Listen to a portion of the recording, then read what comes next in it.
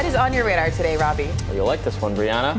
So last week, members of Congress relentlessly grilled Shuzi Chu, the CEO of Chinese social media giant TikTok. Now, anger toward Chu was remarkably bipartisan. Both Republicans and Democrats consider TikTok an addictive service that harms kids, provides a vector for Chinese government propaganda, and also captures the personal data of millions of Americans. Now, these concerns are not entirely unfounded. The Chinese government's thirst for censorship is well documented. The Chinese Communist Party, the CCP, has gone to great lengths to prohibit content relating to Winnie the Pooh, wherever it might appear, for instance, due to the beloved character's resemblance to General Secretary Xi Jinping. And when Google attempted to relaunch in China, the government forced the company to restrict searches relating to Tiananmen Square. Chu testified before Congress that political dissent is widely available on TikTok, but there is plenty of evidence that the social media platform has suppressed content at the Chinese government's behest. Let's watch. Have any moderation tools been used to remove content on TikTok associated with the Uyghur genocide? Yes or no?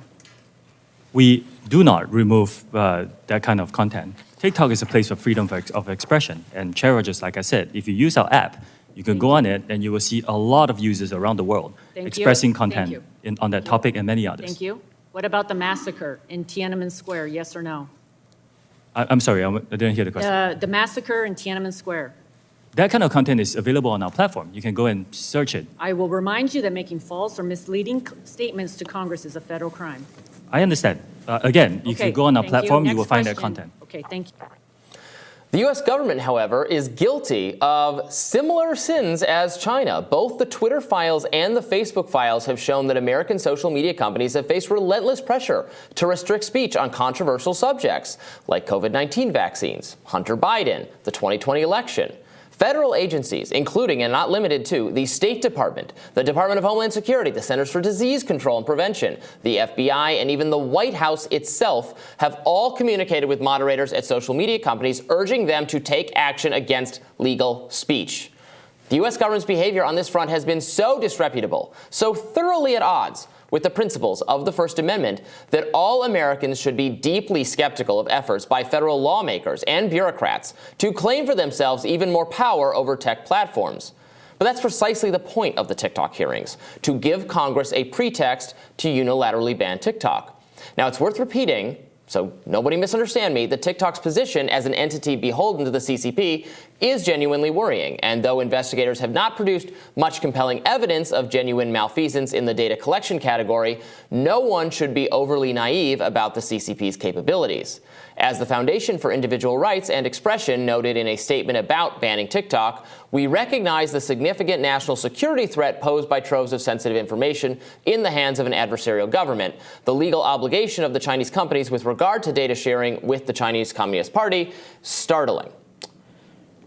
Even so, Fire rightly frets that banning TikTok would ultimately, quote, shut down an immensely popular means of communication for the tens of millions of Americans who use the app every day to share and consume information, news, ideas, political advocacy, and creative content.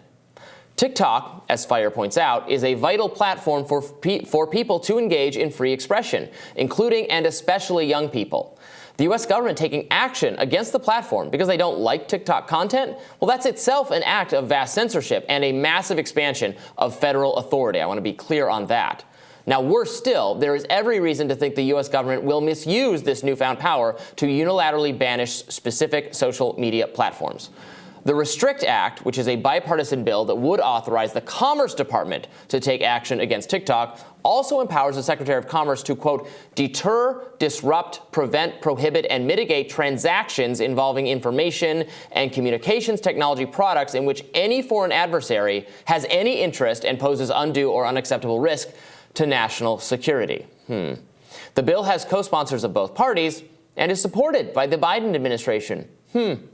But the Biden administration's FBI has taken the position that American social media companies were infiltrated by Russian bots, and that companies like Twitter are failing democracy by refusing to censor even more content.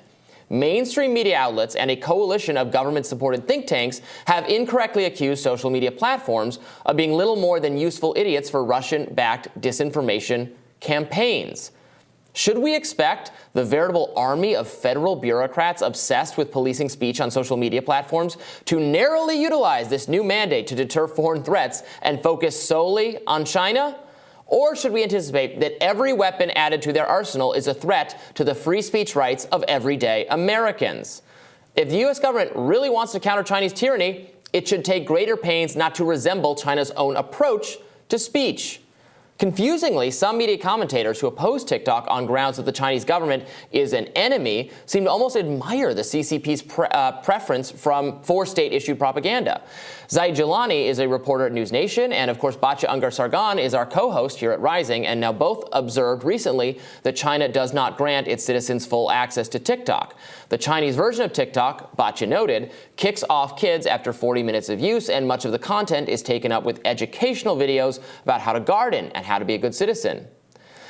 But China, in my view, is run by a government that denies its citizens fundamental free speech rights. It denies them full political rights. It is complicit in genocide. Its COVID-19 lockdowns were among the most repressive in the entire world. And it has covered up information about the pandemic's origins. The CCP's habit of restricting kids' access to uncensored content and propagandizing them into good citizenship is authoritarian. American lovers of freedom should recoil, not seek to emulate this. We should be especially wary of equipping our own government with similar tools. Today it's TikTok. Tomorrow, who knows? So I was looking through this Restrict Act, which is one of the ways in which the federal government would claim for itself the power to actually ban TikTok, because it really can't do it right now. And I'm reading through it, and I'm like, well, this is, my God, this is, I mean, how many times do people have to learn this lesson? How many Patriot Acts do we have to have? How many times will well-meaning political figures give the government more power to address some specific threat, and then find out later that it's been totally weaponized against Americans' free speech rights, and it's being used to silence you on all sorts of topics that have nothing to do with legitimate national security purposes? Yeah, I couldn't agree more. The idea of this TikTok hearing coming on the backs of the Twitter Files hearings, and the complete and total hypocrisy and kind of lack of insight into what they are claiming happened in China versus what they just denied was an issue in the United States of America was really galling to observe.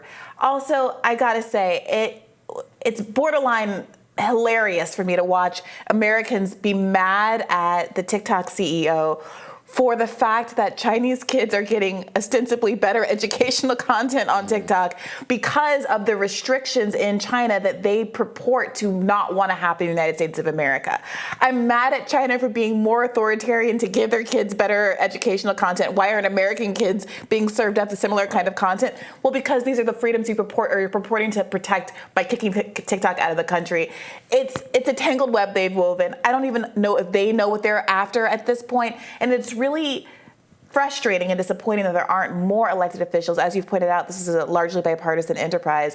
There have been a few people here and there. AOC, we talked about her opposition to this yesterday. Jabal Bowman has pushed back.